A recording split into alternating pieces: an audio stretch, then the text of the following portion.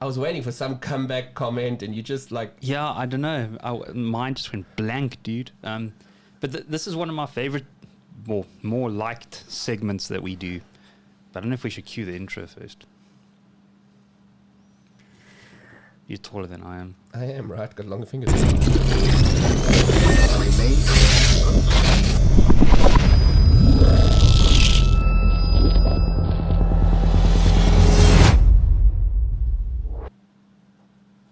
I've only just noticed now, when you play a sound effect or something, it counts it down. Yeah, it's got like a little thing that I've never seen that until I actually just focused on the LED. Yeah, it's a cool mixer, man. It is. Sheesh. But like I was saying, I mean, this is the segment I like the most because I can show people the money I spent, and it makes me feel better about the money I spent. And I don't know, something like that. It's just like, here's all my cool stuff. But yeah, I think it's for me. I enjoy it too because it's like we've heard of or we know of certain creators or whatever the case might be. In some cases, like I'll show you on the one that I've got, it's like it's just riddled with critical acclaim, like various people rating it 10 out of 10 or 5 out of 10, or it's got awards for this and that, and it's nice to just say to folks, look, don't take my word for it, like this is cool because for whatever reason, and there's other people who think it's cool, so give it a look, give it a try. The only thing I feel like, because dude, and we've chatted about this in older episodes, when I made that shift to like more TP based stuff, I feel like I'm playing this never ending catch up thing of trying to buy all the must haves and read the things I've missed, and I'm like, and I get stuck in that loop of like buying more than I actually read, and it's like, ugh. You'll see even in one of my finds is literally something you recommended to me, like I think in like the first 5 podcasts or something like that. And well, I'm like, awesome. yeah, got it. Oh, that's it's awesome that you got there. Yeah. And now it's a part of your collection, so that is cool. I think both of us need to just try and find more time in our weeks to just get through a bit more reads. We've both got distracted of late with stuff. Also, when we were called upon to go in and film in comic book store, and that also, it was like, and then to get those videos out fast, it put a toll on us and impacted on the time that we could have done that kind of reading and catching up. So I think we'll both get back onto the bandwagon, and I know end of year, I'm certainly looking forward to not working, not going away, and just not only organizing things around the house that need to be organized, bookshelves and the likes thereof, but also some time to just read and catch up reads. Yeah, and unwind. Because also, like, I'm struggling with that. You told me the other day, off camera, that you discovered something really cool about Zatanna, which has been driving me mad in my head. And then I was like, wait, I need to go back to Seven Soldiers because I've lost track of that, and I still want to carry on Sandman, and I'm like, it's too much. And then I still like... And I cheated on that. I just happened across a YouTube video, and this guy was talking about it, and of all the characters, the theme of the video, and the last one I would have said was Zatanna. And in she pops, and I'm like, why the hell is she here? And then he explains this, and I was like, holy crap, that's cool. Wow, that gives the character a whole other dimension. And actually, now that I know it, certain things and interactions, even in the animated films, Justice League Dark films, make more sense to me. Okay, cool. Yeah, so I think you'll get there. I think you'll dig it, son. So kicking things off, I mean, recent finds that we both had, I engaged with our friends at Cosmic Comics, and they've managed to get some stuff in for me. The first one, it's actually part 1 and the second follow-up, is the Klaus books by Grant Morrison and Dan Mora, the artist. So I got number 1 and the follow-up number 2. The first one is basically Klaus and how Klaus became, or the myth around Santa Claus, or Klaus as it was, and some stories there, etc. on that character. And then my understanding is the second volume is almost like follow-up tales and in some cases little short stories about that same character to further the mythos about him. Grant Morrison too, so you can't go wrong there. Exactly. So very, very happy, and both of them from Boom Studios in deluxe hardcover edition. So love the gold. It's Right? so interesting. Right? I Let's mean, try and get that on. I don't know if it'll translate, but yeah, like, in the light. yeah, there it's got it. That's cool. Very nice, like proper deluxe book editions, like those encyclopedias Yeah. you would get as a kid and that growing up. So it's won awards. Very, apparently it's awesome. Very well priced, I must say. And yeah, it's bigger than your normal TP, oversized deluxe hardcover. So really happy that I got both of those in that format. And then the next one that I managed to get, the first one that's coming, and volume 2 is on its way. Black Hammer, the library edition from Dark Horse.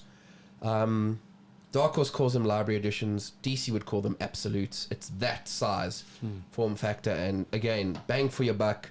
Dark Horse wins. It's about half the price of a DC absolute, and I mean, you can see the top corner won an award, Eisner Award for best new story, and that, and at the back it's just 5 out of 5s, 10 out of 10s from all the various comic websites and critics and all of that stuff. And yeah, man, Black Hammer, Jeff Lemire, however you want to pronounce it. Really cool story. When I saw it was coming out in that size and that format, I just pulled the trigger for the price and said, you know what, damn it, let me get the whole thing in there. And yeah, subsequently got rid of my Volume 1 trade. So quite happy about it. Yeah, nice. And I actually also want to add to that, when I was still in the height of my, like, you know, like when I only did speculation and keys and stuff, I actually had a Black Hammer issue 1. Oh, nice. Never ended up reading it, as you don't when you're speculating and just collecting all these things. And yeah, I ended up flogging it now. And as you just said, you got rid of your trade, and it's come to me now. So that's my first find. So I'm keen to and let's show read some it. of the people.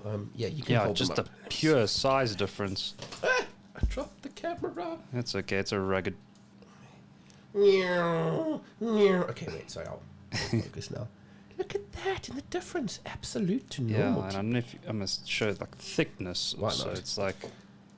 Yeah, but again, I think there's 3 volumes of the TPs, and that's probably got a whole bunch of extra content too. Yeah, definitely. You would hope. Yeah, man, but very cool. I'm glad that you've got it too and you can read it, because it does come so highly recommended and critically acclaimed. Yeah, and that's exactly. Sadly, the hype came around that. Is that everyone's like, it's going to be the best story of the century, and it's like, from my experience, good stories don't generally become keys. They become favorites of readers. True. It's only when it's the first appearance of something or someone or something. Exactly. But then the other one, and this is, they've reprinted the cover, and I've just never gotten around to reading it. It's Batman Arkham Asylum. Hang on. Oh, there we go. And it's by Dave McKean and Grant Morrison. And I mean, yeah, like I always saw the old cover, the old printing of it, and I saw one for a bargain where the guy was selling it so cheap that postage was going to cost me more. And then I second guessed it, and I was like, and then someone got it. I was like, I just should have got it. So this, I got Batman Day special. I got from Cosmic, who are having that really cool special. I can't remember. It's like buy 3 get the cheapest one, or free or something. Yeah. Very nice that. So it comes in at like a third of the price or whatever. This is a single issue. I actually want to, I don't know if you're keen to talk more about this, but this is the 3 Jokers. Also, it's cool. You get like a little card with the issue if you buy it. Yeah. It's a sick card. And nice. I want to be honest. I mean, this is under the typical black label and stuff. It's by Jeff Johns. And I lost track of this, but the reason I want to sort of get into is I don't know what continuity it ties into, but remember all the way in New 52, you were talking about it, Justice League, the Jeff Johns run, where I think it was towards the end where it was insinuated that there was 3 Jokers and kind of left everyone hanging and no one knew what was going on. So I don't know if this, I mean, it is Jeff Johns. I don't know if this is like picking up as its solo story or if they somehow tying it into like the Metal universe. I don't know. Like, you'd have to do a little bit of research in the back end to discover where this fits. Yeah, so keen to read it. If anyone in the audience knows, let us know. Then this one is a classic. I'm pretty sure you have this. I do, and I have the other one. There was The Long Halloween, and then there was, I forget it, both by Loeb and Tim Sale. What was the second one, man? It'll come to me. Damn it. Yeah, and if there's any sort of newer readers out there, like I got it because I still consider myself a new reader. They are doing I think an animation on this very soon with the follow-up that you're talking about, and they're saying that the new what's Sparkler dude's name? I always forget. Sparkler dude. Edward. I feel so bad for giving him that stereotype. I'm feeding into it, but I'll remember. But the new was trying Batman. to think of a Batman villain that was like sparklers. I was like, I am vengeance. Like,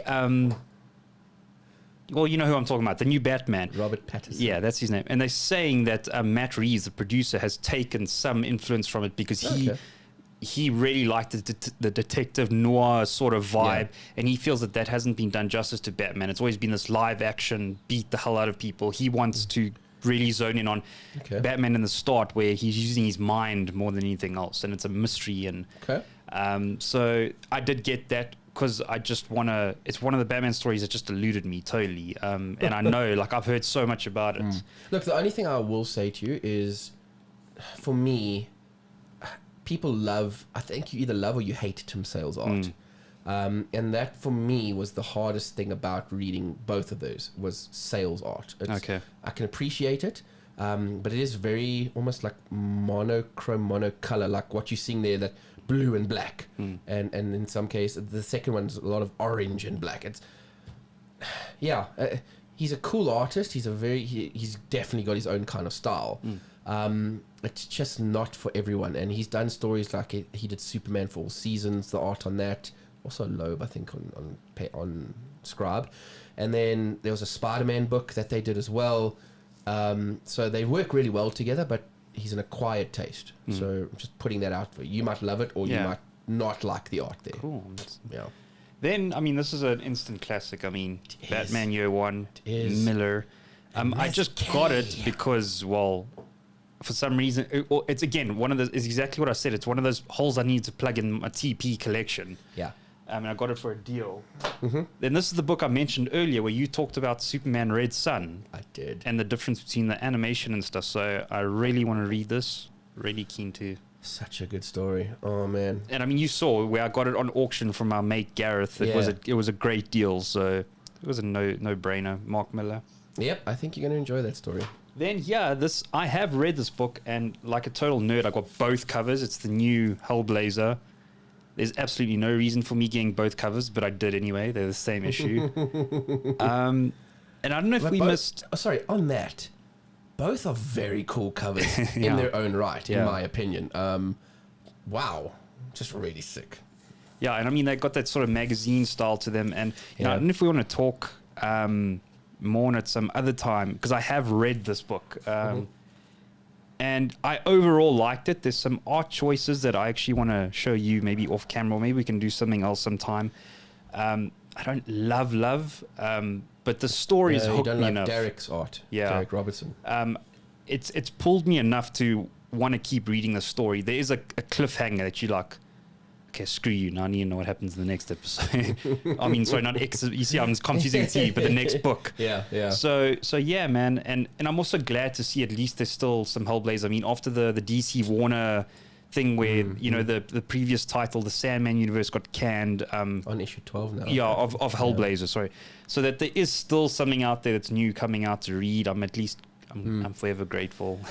In my opinion, I think he's the most unpopular or unmainstream character out there, probably right now.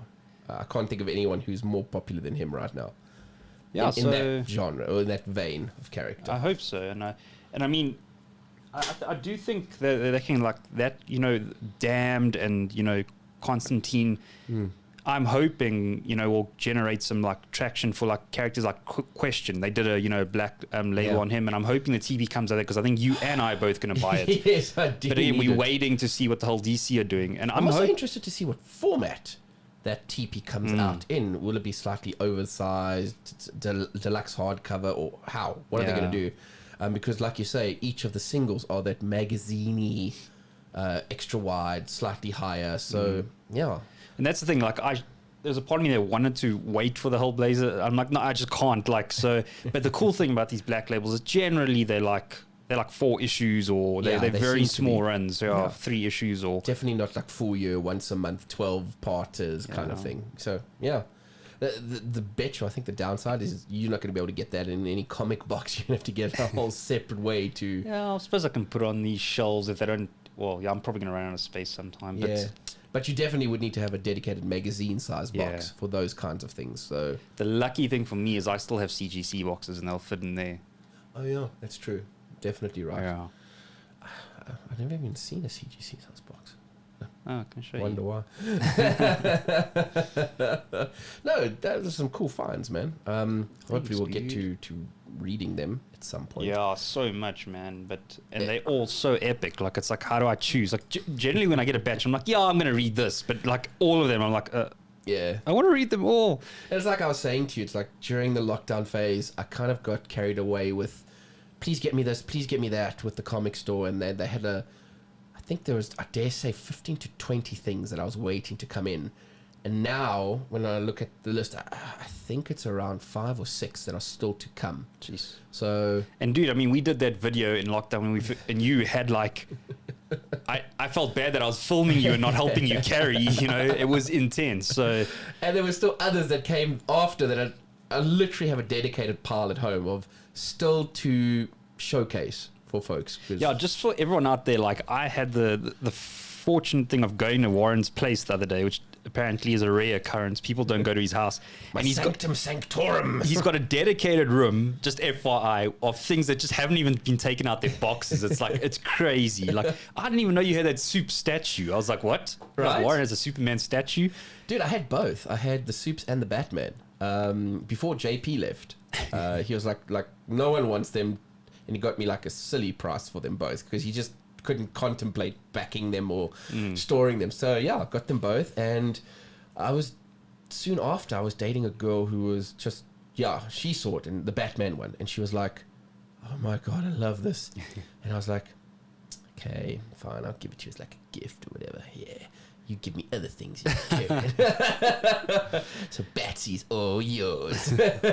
So yeah, a part of me does kind of think like, I wouldn't mind having the Batman again, but I like that Superman. It's larger than life, chest pumped up. Yeah, I mean the way you talk about soups, dude. Like I was surprised and I wasn't surprised because, you know, like I know your collecting's also changed a bit. And you've like, you know, you never used to get that many statues. It was more figures, but now you get the occasional statue. So I was like. So at first I was like surprised, but at the same time I'm like, no, like when Warren talks about soups, he, you know, like it's soups, you know. So I'm like, yeah, I'm actually not surprised. So like, it's true. Him and Wolvie, maybe one or two others, but you're right, 100%. And it's you laugh. In that room, you even saw some of the statues that haven't even been opened yet. They're all kind of bundled together. I'm gonna have to get some kind of dedicated. Yeah, display. you've even got the Satanas that I got. You've got, I can't remember what the series is called, and the Bishoju still in their boxes. I'm like, how can you do that to Satana? Like, I know, dude. So I'm like, I'll have to find some kind of a display mechanism thing for them, because I've also got a lot of the femme fatales that are on that one cupboard bookshelf of mine, and I want to rework that, put them in a dedicated sort of display thing too. yeah, maybe one day, for fun, for an episode, we must do a room tour of yours. Yeah, when I get it a bit more cleaned and organized, because it's disarray currently. But Or, you know what would be epic, but it's putting you on the spot, is like when you do those December holidays, I like lend you a GoPro and you do a time lapse of you sorting out your whole room. Yeah. Well, you know what the interesting thing is, and where I think the thing that I'm mostly not confronting or too afraid to is, I do want to rework the way all the action figures are. Yeah, and that's mental. And I mean, like, even if it's little LEDs in there to light up every row, and then still put either glass or perspex, something to just close those off. And before I can do that, I'll have to take off every single one of them, put them somewhere. And in my mind, I'm going, that's not a bad thing, because I can use it as a cleaning exercise. So once I've taken them off, give them a thorough cleaning, get them into good looking state, pack them away, do the shelves, get the shelves how I want them, and then repose and repack. And just that in and of itself, just the unpacking and cleaning is like, so many. And then, like you say, there's shit ton. I think there's easily another whole bookshelf's worth of figures that I could probably Yeah, I can believe that easily. Yeah. And I've always wondered this, man. I don't know if you've investigated this, but you know, whenever you like I have, you know, these not in a case, and then they get that kind of dust that you can't get into and you can't wipe down. Yeah. So I'm wondering if like a high pressure air gun would like, or if they could actually break your little sensitive parts of your statues or your figures, or if it would just like clean it, you know, like, you know, getting like, you know, like compressed air dirt out of like little gaps and stuff. I want to say it would probably work, but what I've seen, there was a couple figures when we did those heavy lockdown eps on Skype, and I showed off some of those figures. A couple of them I had to just clean quickly, and just general soapy water, or with like a dishwasher kind of soapy water, leave them, and it has to be like warm in there for a couple minutes to let it do its thing, and then you can wipe off most of that, and then a cotton earbud in some of the nooks and crannies, and most of that, like you said, it's almost like a sticky dust that doesn't want to come out easily. Most of that came away, so that's for me the tried and trusted is that warm or hot soapy water. Let it do its thing, because that gets everywhere.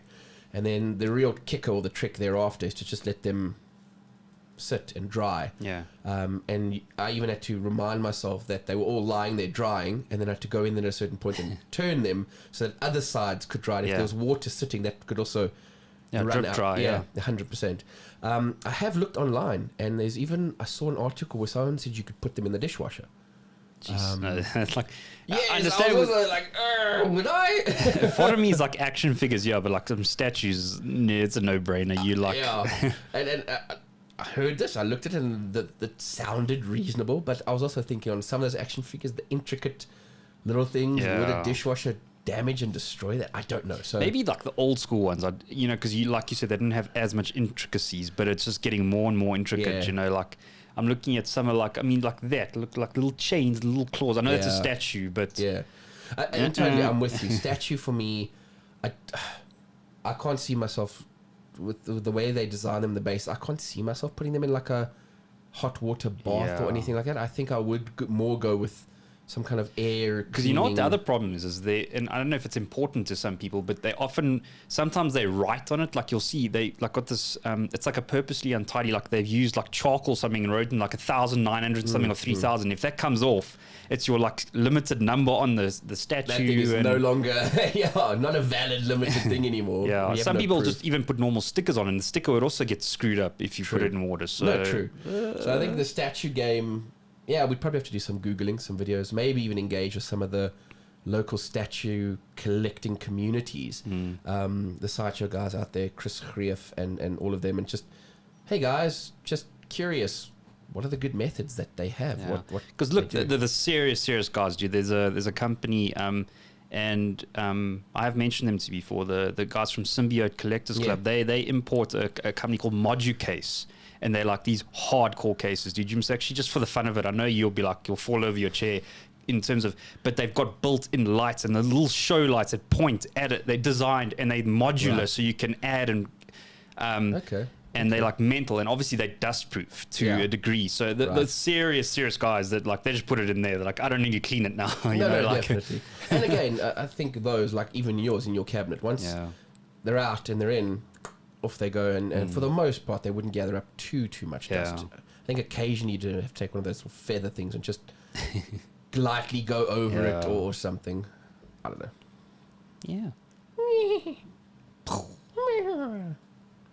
I thought we were going to do like a whole chain. Animal form. So, if you liked what Mark and I were talking about here, or just like our content in general, please like, subscribe, and hit the bell notification for more videos. And do us a favor and find us on the social media platforms like Facebook and Instagram. See you in the next video.